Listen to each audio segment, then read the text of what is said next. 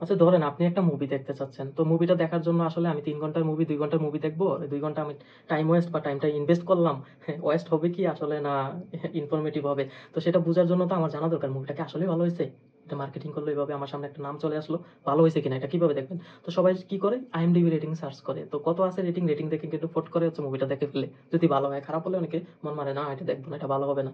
তো এটা আসলে হচ্ছে পেইড অর আনপেইড, এই রেটিং গুলা কি আসলে পেইড অর আনপেইড, এটার অর্থটাই আমি হচ্ছে এখন বলবো। তো ব্যাপারটা হচ্ছে কি, এটা আসলে হচ্ছে পেইডও হয় আবার আনপেইডও হয়, কিন্তু কখন বুঝবেন যে এটা পেইড রেটিং হতে পারে আর কখন বুঝবেন যে এটা পেইড রেটিং না। আসলে পেইড কি মানে এটা তো মালিক অ্যামাজন, আইএমডিবির ওয়েবসাইটের মালিক কিন্তু অ্যামাজনের মালিক, যে জেফ বেজোস, অ্যামাজন যে মালিক আর কি, মানে অ্যামাজন কোম্পানি কিন্তু এই আইএমডিবির ওয়েবসাইটের মালিক অ্যামাজন কোম্পানির আন্ডারে। তো অ্যামাজন মানে আইএমডিবির ওয়েবসাইট কি নিজস্বভাবে পেইড, মানে তাকে কি টাকা দিলে কোনো মুভির, হ্যাঁ প্রডিউসার টাকা দিল যে আমার রেটিং বাড়াই দেবো এরকম কিছু না, ওইভাবে কিন্তু এটা আনপেইড। ওই ইলিগাল ওইটা হয় কিনা অত বেশি হবে না, এটা খুবই ইলিগাল একটা কাজ আর এটা করবেও না, এটা করে ওদের মানে লস করবে না, নিজের পায়ে নিজে কুড়াল মারবে না। তো এটা পেইড হয় কখন, পেইড হয় হচ্ছে সাধারণ পাবলিক। এখন প্রত্যেকটা টিমের সাথে জড়িত থাকে, প্রত্যেকটা মুভির টিমের সাথে জড়িত থাকে ১,০০০-২,০০০ মানুষজন।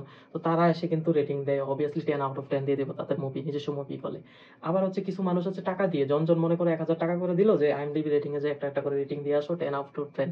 তো এরকম কিন্তু ১০,০০০ মানুষকেও দিতে পারে। তো ওইরকম পরিমাণ টাকা ইনভেস্ট করবে, যে মার্কেটিং এ টাকা ব্যয় করে না। তো কিছু মানুষ থাকে যে তাদেরকে পেইড করা হয়, তারা হচ্ছে টাকা দিয়ে আসে আইএমডিবি রেটিং এর রেটিংটা দিয়ে যায় আর কি। তবে তুমি বলবা যে হ্যাঁ টাকা আছে হিউজ পরিমাণ, তাহলে হচ্ছে আমি তো ইচ্ছা মতো দিব, তাহলে তো মুভির বাজেট তো অনেক বেশি হয়ে যাবে ভাই, অত বেশি ওরা কিনতে পারে না। এই জন্যই আপনার বুঝতে হবে যে এই মুভির রেটিংটাতে 8 or 9 আছে, তাহলে এটাতে কতজন মানুষের রেটিং দিছে। এটা কি ২,০০০ মানুষ রেটিং দিছে, নাকি ১,০০,০০০ মানুষের মতো, নাকি ৫০,০০০ মানুষের উপর।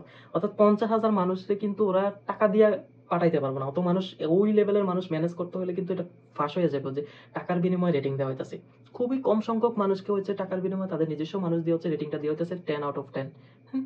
কিন্তু হিউজ পরিমাণে অডিয়েন্সে কিন্তু ওই পরিমাণ টাকা দিয়ে হচ্ছে রেটিংটা দেওয়া হতে পারবে না। এইটা বুঝবেন।